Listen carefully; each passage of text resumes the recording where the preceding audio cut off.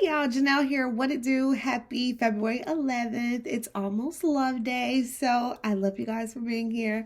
Um, Happy Saturday. Hope all is well. Everything is everything with me, child. I promise. Happy 2023. I did make a quick little live video, I think New Year's Eve or New Year's night. I have since had to delete it. You know what I'm saying? But I hope you guys are having an amazing year thus far. Remember, it's all about you, okay? This is the year that we are prioritizing you, all right? So this is the year that I'm prioritizing me. All is well with me. On the up and up. I wanted to come to you guys and talk to y'all just about life. Everything is great. I'm a mommy, so I'm still a mommy. My daughter is thriving, doing amazingly well. Just had to shoo her to her room though, because listen, I know there are some threads or feeds or families that can do the whole YouTube thing together. Right now, we're still working out the kinks. So, because when mommy says sit down off camera, that definitely means sit the fuck down on camera as well. That translates the same, nonetheless. All is well with me. So my daughter is amazingly well. My hair, I had a pipe cleaner curl that I wore from December to January. I recently I actually didn't even wash it. I just rinsed my hair. I'm going to wash it this weekend though. We have pictures this upcoming weekend. It's actually going to be my 9-year Lockiversary coming up pretty soon in about 10 days. So I have to do something to my hair. So just be on the lookout. It's still thriving though. It's a little dry now, but they still here hanging on. Love my babies. But something else, and then life, work is still dope. Still working at the baddest personal injury firm in Atlanta, the JL Law Group. If you need me, call me 866-826-1098. But in the interim, you guys, another thing that I wanted to talk to y'all about most importantly was just life and progressing. And like I said, this is our year. And so I was kind of in limbo. A few, you guys know, well, if you're new here, you don't know, but I taught for a while. I taught on paper for about 5 years, in person for about 3.5 to 4 years. And so I was kind of, after I taught, I was kind of like, well, what am I going to do with my life? And then I became a paralegal. Again, in one of the baddest law firms here in Atlanta. So, I've been doing that for almost 3 years now. And so I I finally decided that I was going to, take this serious, and I took the LSAT. So yesterday, February 10th, 2023, I took the freaking LSAT. I've always been one of those people that kind of like move in silence, or, because people like negative energy will kind of like penetrate you, not even if you might have an amazing shield, but sometimes, we allow things that people say to kind of like get to us. And so I've always been one of those people to not mention even my accolades, even the things that I do well. I'm just like, nah, let me tell you. But I'm trying to get out of that. So I'm speaking everything in my life into existence and manifesting it. I'm going to get married soon. You heard it here first. I have my wedding planned out. I have my destination wedding. I have my dress. What my bridesmaids are going to wear. Don't even think I'm going to have more than my sisters probably. But yeah, so we're going to law school. I get the scores from the LSAT in about 2.5 weeks. So that's going to give me 2.5 weeks to get the rest of my life in order. While preparing for the LSAT, like you study. I have my books and whatnot, and then it's just life. Everything else was, piling up, or I didn't manage it well. So now that I have a little bit more time in the interim, I'm going to prepare my home, turning it into an investment property. That's something I've been trying to do for the longest now, either Airbnb or just solely strictly rent it out through a property management company. I personally want absolute passive income. So with that being said, I am leaning towards the latter. Ideally, I would like to do an Airbnb, but I feel like there's a little more hands-on that I don't even want to touch it. Like once I pack up everything, we got a box downstairs. We just put the first tape on the box to get everything ready. So once I put excuse me, I'm sorry. Once I finally get out of here, like I'm one of them people like I ain't going back, baby. It's always 10 steps forward and never none back. With life, things happen, but that's the goal. I've been in my home now for about 6 years. It'll be 7 years in October. Damn, time be flying, y'all. Really? Fuck. Really? Yes. Because it was 2016. So 17, 18, 19, 20, 21, 22, 23. Wow, 7 years. Oh, yes, I still count on my fingers. Yes, yes, and I'm still going to law school. Yes. So, I'm finally ready to like leave it here. So I honestly don't have any desire.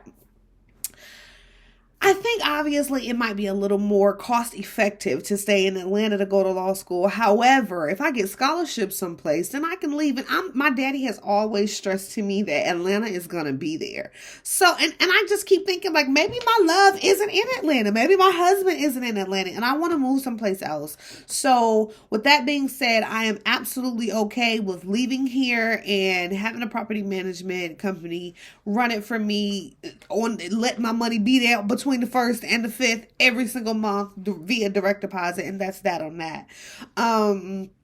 I know that law school takes a lot out of you and requires a lot, but we know that too much is given, much is required.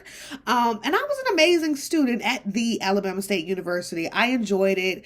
Part of me, guys, has a huge desire to continue with my HBCU love affair. You have an option as a Black person to do an HBCU or PWI, predominantly white institution. I love us for real. And I guess for me, if you have goals of being in big laws, what they call it, then obviously, you know what I'm saying, one of the T14 schools, would be your priority. However, that's not for me. And it may be because I'm already in the legal field and I know like that's like a crutch that I always can have. But I don't foresee myself even being at the baddest PI firm in Atlanta forever either. So with that being said, I'm super duper excited about for life. I have 3 weeks, 2.5, almost 3 weeks to wait for these scores, you guys. I'm going to take the time to prioritize everything else in my life. I'm going to still perfect my personal statement. I don't know if I'm going to share it here, but I mean, I might, y'all know, I mean, yeah, we might, we'll see. But that's just it, you guys. I wanted to come on and just say so that in a few weeks, we'll either be celebrating for excitement or celebrating the fact that, you know what I'm saying, that we need an additional time. And because I'm an older applicant, I think I'm a little bit more understanding that my time is my time. So even if I get this LSAT score here, and it's not where I want to send it to in school, then I know that it's just not the time for me. But I'm super duper excited about life. I'm super duper excited about this next step in my journey that I am progressively working towards becoming a Juris Doctoral student in somebody's institution. I'm not even too particular, so I'm going to continue to do a little bit more research and see which colleges have the clinics that I like. I do have a couple of schools that I have in mind. Mostly, I will say that's based off location and or the statistics that I project myself with my GPA, being able to infiltrate, because they're going to let the girl off in there. Yes, this little girl from Decatur, Georgia, y'all going to let her off in there, okay? And so I'm super duper excited. I really feel like it's going to be an amazing journey. I know that it's going to be tough. But again, I really enjoyed college. And I got good grades. I graduated cum laude, not magna, not summa, but just cum laude, 3.2. So that's my GPA. I'm putting that out there.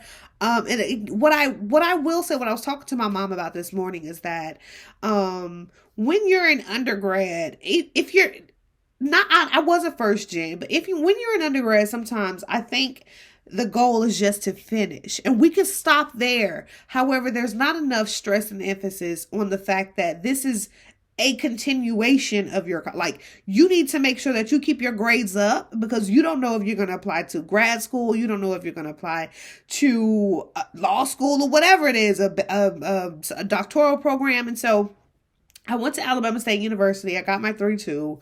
I then, immediately after grad, I applied to grad school. I applied to Hunter College in New York, in Manhattan. I got in there. I applied. I did my personal statement, my recommendation letters. We end up having to do an in-person interview. And it was like maybe like 10 or 12 other beautiful women from all walks of life, not just brown-skinned girls like me. And we answered a few questions, and I was accepted, and I have my acceptance letter. And I did not go to Hunter College in New York City. I ended up going to teach at George Washington Carver, in Montgomery, Alabama. And again, that's literally I have no regrets in life, y'all, but that is my one, like, I wish I would have just bet on myself and went ahead and gone to college. And so now we're at this juncture again where I'm going to have to put myself out there and apply. And I mean, when you're an older applicant, you obviously have lived a little bit more. So I have this one thing that has happened to me that I'm trying to formulate that into my personal statement, where it's something that happened to me, not who I am, but I know it's a big enough piece where I may have to explain it at a later date. That I feel like I'll just give it to you up front, and I'm just not certain if that's the right thing to do. So I'm going to still work on my personal statement, have it reviewed by a few attorneys, that I know.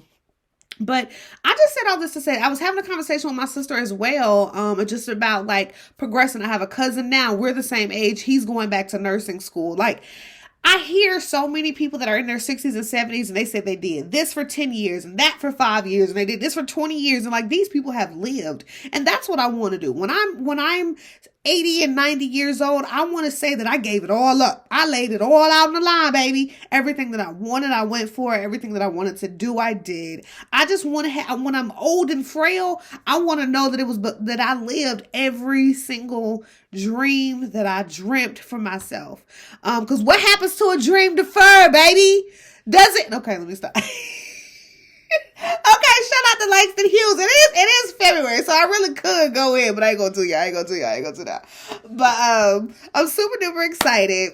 So the results, I saw some react. The reason why I made this video is because I was doing my research, like, okay, what do you do, next after this, and so I saw a whole bunch of people writing about or making videos, reaction videos with their LSAT scores. Now, I don't know. I probably record it. I don't know if I'll post it, but it just depends, yo. It just depends on the score. I have a goal range, but again, because my reach for the stars is absolutely should be everybody's motto. However, if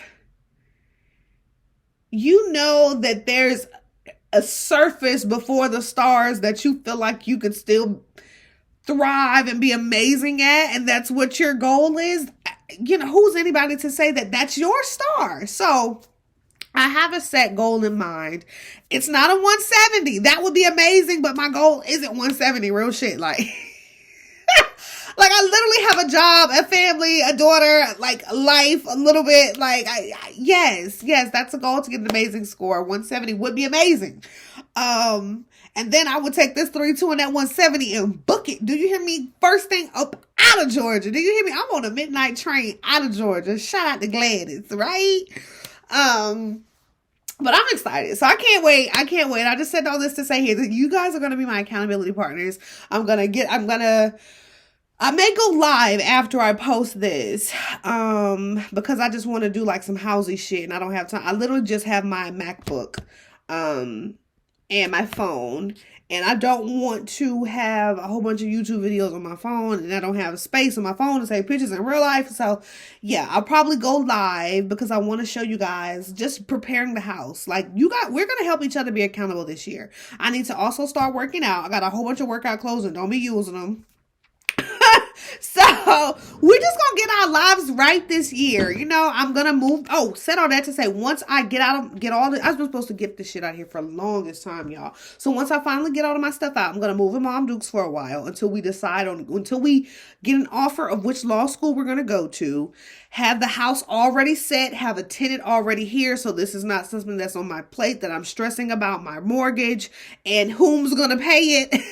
Because understandably, like, a lot of colleges, if you're going full time, they don't require, or you are required to work a minimum of part time. So if I go part time, then obviously I can work my full time, but my life is just chaotic and scheduled and, you know, super duper busy. But if I go full time, that would obviously mean I would have to work somewhere part time. So my money would obviously, I would be taking a huge dip in salary.